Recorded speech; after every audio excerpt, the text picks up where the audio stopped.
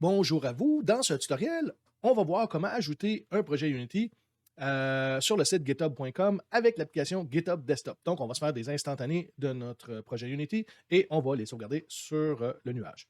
La technologie Git, c'est ce que ça nous permet. Ça nous permet de téléverser des versions de notre projet vers le nuage et ça permet aussi de travailler en équipe. Lorsqu'on est une grosse équipe, on peut partager le projet. On ne va pas voir le partage du projet avec des coéquipiers dans cette vidéo.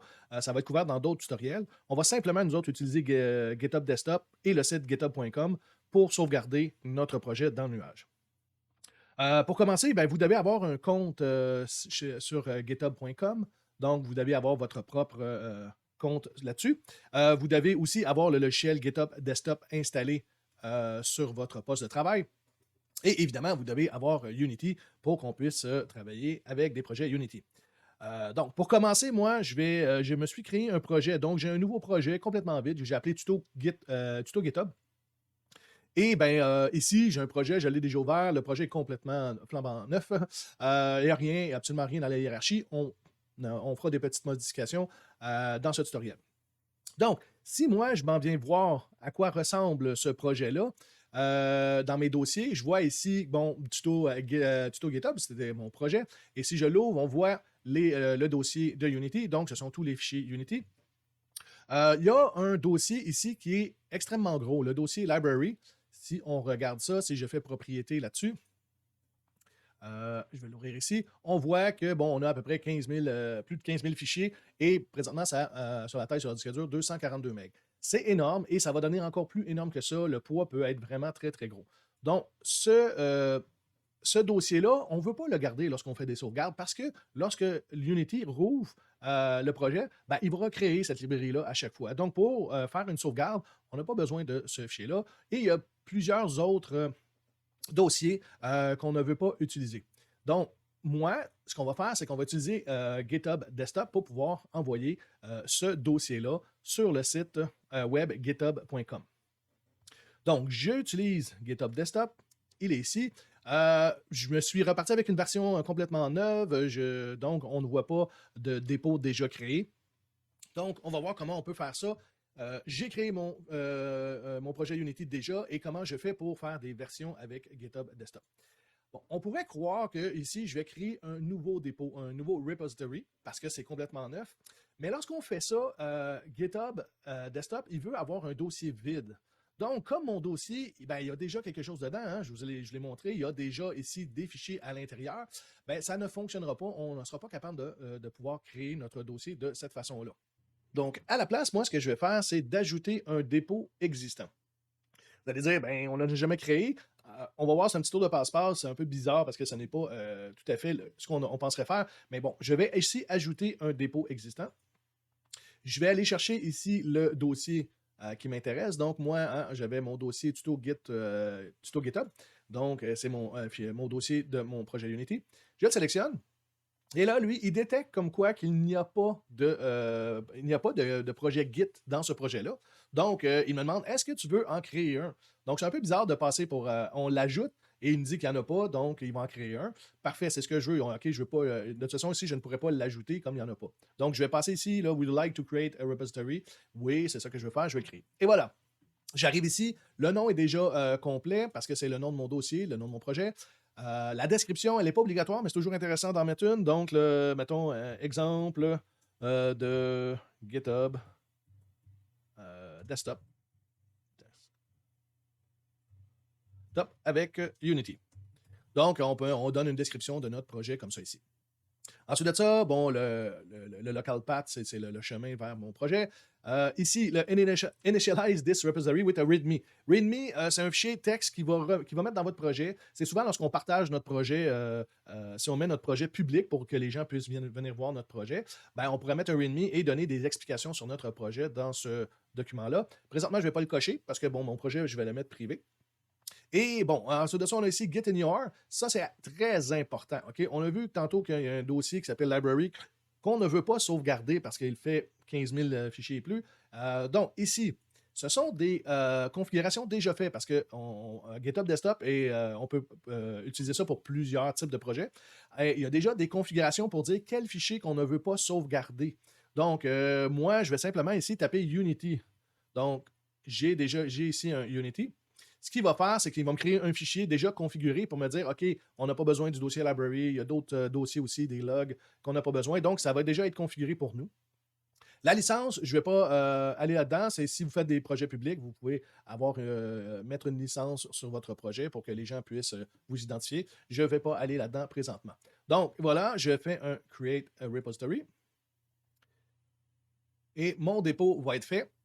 S'il vous demande ici Initialize Git LFS, ça ne veut pas dire qu'il va le faire chez vous. Moi, c'est parce que j'ai configuré LFS pour les large files. Je me souviens pas du S, mais en fin de compte, c'est pour des fichiers un peu plus gros. Moi, je vais faire Not Now pour tout de suite parce que mon dossier est tellement petit que je ne veux pas configurer le LFS pour ce projet-là. Donc, on peut voir ici les modifications. Présentement, il a déjà fait, lui, un commit, OK? Un instantané qu'on appelle, mais dans le langage de Git, ça s'appelle un commit. Si je m'en viens voir l'historique ici, on le voit, j'ai un initial commit. Donc, il y a une première photo qui a été prise et vous voyez, toutes les plus verts ici, ce sont tous les fichiers qui vont être pris en charge pour le téléchargement. Si vous voyez énormément de fichiers ici, ben, vous avez un problème, c'est que vous n'avez pas coché comme quoi vous vouliez avoir Git in your et vous êtes en train de faire une sauvegarde de tous les fichiers, dont les 15 000 fichiers. Donc, ici, là, il ne devrait pas en avoir tant que ça des fichiers affichés ici. Donc, moi, j'avais été dans l'historique pour voir ça, si je m'en viens voir les changes ici. Donc, éventuellement, j'aimerais ça aussi l'envoyer. Présentement, lorsqu'on fait un commit, lorsqu'on fait un instantané de notre projet, il est sauvegardé sur notre disque dur. Donc, il n'y a pas eu de sauvegarde dans le nuage présentement. Ce qu'on fait souvent, c'est qu'on va travailler, on va se faire un commit, un instantané. Ce sont des points où on pourrait revenir en arrière avec ces points-là. Donc, des commits, on peut en faire tout au long de la journée et peut-être une, deux fois dans la journée, on peut publier, faire un push. On va vraiment appeler ça un push vers le site web github.com. Donc, présentement, je voudrais bien publier, mais je me suis pas identifié. Ou je vais regarder où est-ce que je suis identifié. Si je m'en viens faire ici, option. OK, je vais juste ici faire un sign in. OK. Et là, il va me dire, est-ce que tu veux continuer avec le navigateur? Oui. Et là, ben, comme j'étais déjà identifié ici, ben, il a reconnu comme quoi que mon mot de passe était correct. Et je vais essayer d'ouvrir avec GitHub Desktop. Et là, ici, je reviens, je peux aller voir dans Options, et voilà, j'ai bien fait un sign-in, ça veut dire que je me suis bien identifié, et voilà, c'est parfait. Donc, je pourrais ici faire un Publish Your Repository to GitHub.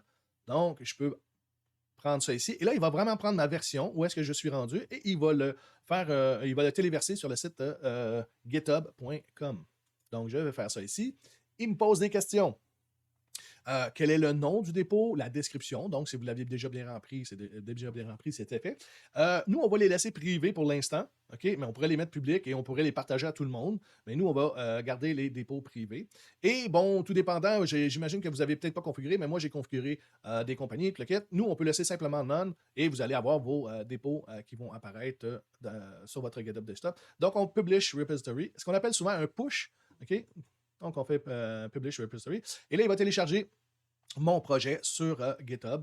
Et ça prend un petit peu de temps. On va le laisser travailler et je vous reviens. Voilà. Notre dossier de notre projet est présentement sur le nuage, dans le cloud, sur le site github.com.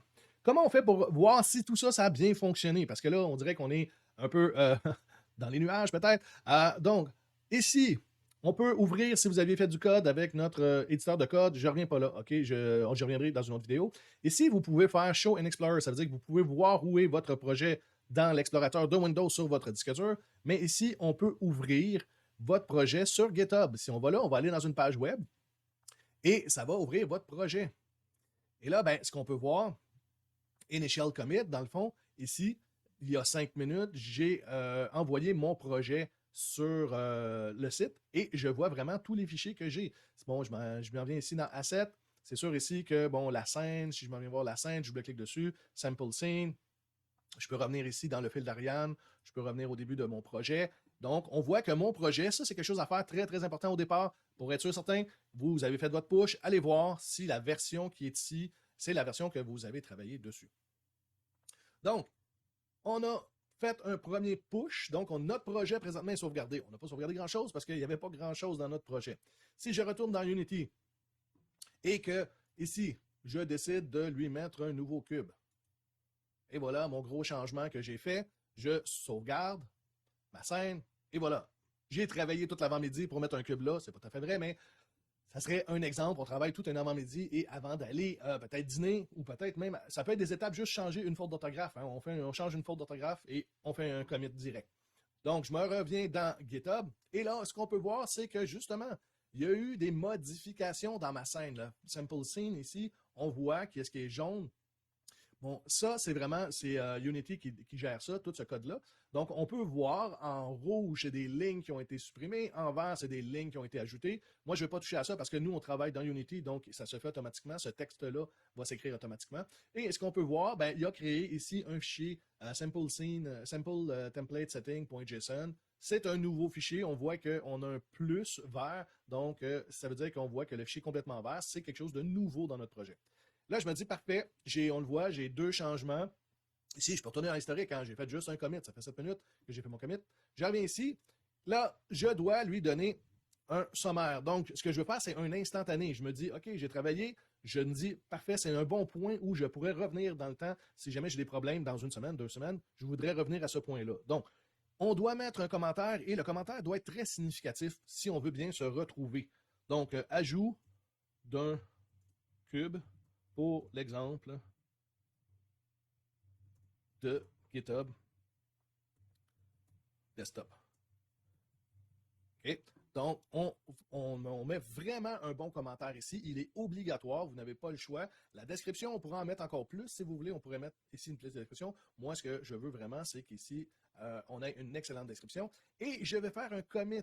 Ça veut dire un commit tout de même, ça veut dire que je prends un instantané. On va voir que ces fichiers-là vont disparaître et on va dire, OK, parfait, le main, ça veut dire mon projet principal va être rendu à cette version-là. Donc, je fais un commit to main. Et voilà. Ici, il n'y a plus de changement parce que les fichiers sont présentement dans mon projet sur la branche qu'on appelle main. Et si je m'en viens voir l'historique ici, ben, j'avais mon initial commit que lui a créé, j'ai 8 minutes. Et ici, c'est ajout d'un cube pour l'exemple de GitHub Desktop. Et on voit que les modifications qui ont été faites ici, ça, c'était la première commit qui a fait. Donc, on peut voir l'historique comme ça, qui a fait quoi dans le projet, et on peut reculer, on peut aller récupérer nos fichiers de cette façon-là.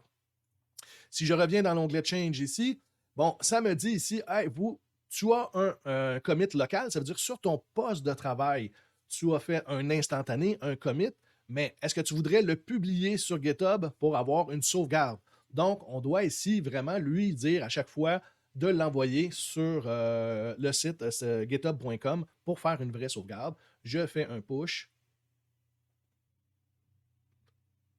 Et voilà, c'est terminé. Ma sauvegarde a été faite sur GitHub. J'ai le choix de dire je vais aller voir ici, mais comme ma page était déjà ouverte, je vais aller voir. OK, bon, ça ici, si je fais rafraîchir ma page, OK, donc on voit qu'il y a eu des changements il y a 10 minutes, mais on a aussi des changements il y a 2 minutes. Donc, c'est principalement dans mes assets ici, dans ma scène, on peut aller voir qu'il y a ajout d'un cube pour l'exemple de GitHub Desktop. Donc, on peut aller dans le fil Laravel pour revenir. Donc, on peut voir les modifications qui se sont passées. On peut aussi, si on veut, venir ici. Présentement, j'ai 2 commits, donc 2 instantanés. Je clique ici et là, je peux aller voir les 2 commits que j'ai ici. Je peux aller voir mon initial commit, l'ajout d'un cube pour l'exemple desktop et on peut se promener comme ça. On pourrait éventuellement aller voir un petit peu plus loin, mais moi, présentement, je voulais juste vous présenter comme quoi, bon, j'ai ma deuxième sauvegarde ici. Je vais aller ici sur tuto GitHub et je reviens et on est revenu à la page d'accueil de mon projet sur le site github.com.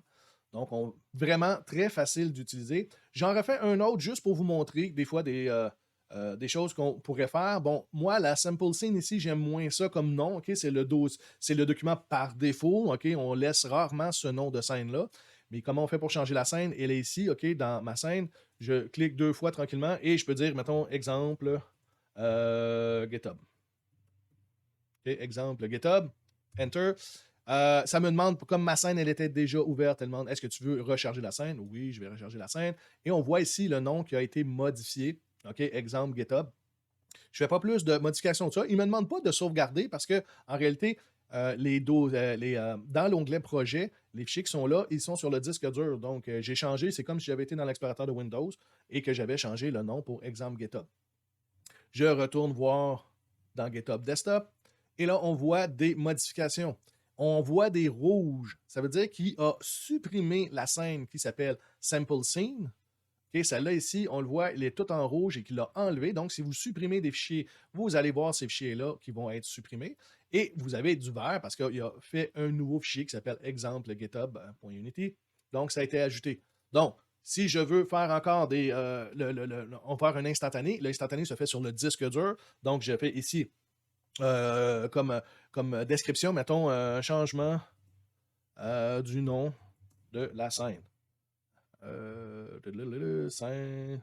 Comme ça ici. OK. Donc, je mets changement du nom de la scène. Je fais un commit. Et voilà, on le voit que les changements ont été acceptés. Je m'en viens dans l'historique. Ici, j'ai mon initial commit. J'ai celui-là qui était pour ajouter d'un cube. Et juste ce que je viens de faire, il est ici changement du nom de la scène. OK? Donc, on voit que l'historique est là, mais je n'ai pas fait un push. OK? Dans le fond, ici, on le voit, le push commit. On pourrait prendre des raccourcis clavier, CTRL-P. Bon, je vais y aller avec la souris pour tout de suite, mais on pourrait faire ça avec le CTRL-P. Et là, je vais envoyer. Là, vraiment, je prends ce que j'ai fait et je l'envoie sur github.com. Donc, je fais le push et on va voir le temps que ça va prendre. Et voilà. C'est maintenant rendu sur le site github.com. Je vous présente ça. Je m'en viens ici sur mon site. Je fais rafraîchir. Et là, on voit, OK, ce fichier-là ici a été créé avec le initial commit, ma première version. Ensuite de ça, j'avais fait des changements pour ajouter un cube. Donc, dans ce dossier-là, il y a un dossier, il y a un fichier qui a été modifié il y a 6 minutes.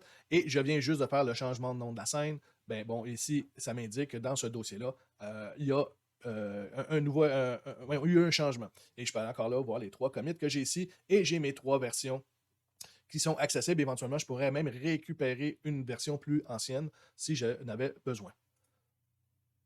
Donc, c'était vraiment comment créer un fichier GitHub avec GitHub Desktop. Donc, on a créé premièrement notre projet Unity. Donc, le projet était déjà créé. Ensuite de ça, on a été dans GitHub Desktop. Si j'en veux un autre, mettons que je voudrais faire un autre, je pourrais passer par File et je ferais un Add Local Repository. On avait choisi le dossier. On a configuré ça. Et ensuite de ça, on fait simplement ça à chaque fois. Je modifie des éléments dans Unity. Quand je suis satisfait de ma modification, je m'en viens dans le sommaire, je donne une bonne description du travail que j'ai fait et je fais un commit, un instantané, donc un commit.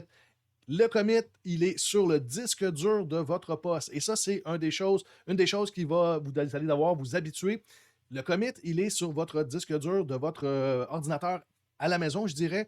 Et si vous allez, mettons, au travail ou à l'école pour vos travaux, ben, le travail n'est pas sur le nuage, n'est pas sur le cloud, il est sur votre ordinateur. Quand vous faites un commit, il est sur votre ordinateur. Et ça, c'est un danger lorsqu'on se promène avec des ordinateurs différents. Il faut vraiment penser à faire le fameux push. Je n'ai pas ici le bouton push parce que je suis présentement correct. Ma version, elle est correctement à jour sur le cloud, sur le nuage, mais il va falloir vraiment que je pense ici à faire le push pour pouvoir l'envoyer. Une fois que c'est fait, je ferai une autre vidéo pour savoir comment on peut récupérer un projet qu'on a mis déjà sur le site github.com. Donc, ce projet-là, comment je pourrais le récupérer si je suis sur un autre ordinateur, comment je peux récupérer des projets et les amener vers mon ordinateur à moi. Voilà, c'était la présentation pour GitHub Desktop. Donc, j'espère que ça va bien aller, mais vous ne pourrez plus vous passer de ce logiciel-là pour faire la sauvegarde de vos fichiers. C'est assez extraordinaire. Vous pouvez, présentement, c'est des projets Unity, mais vous pouvez faire des projets web. Vous faites toutes sortes de projets de programmation habituellement qu'on peut mettre sur github.com.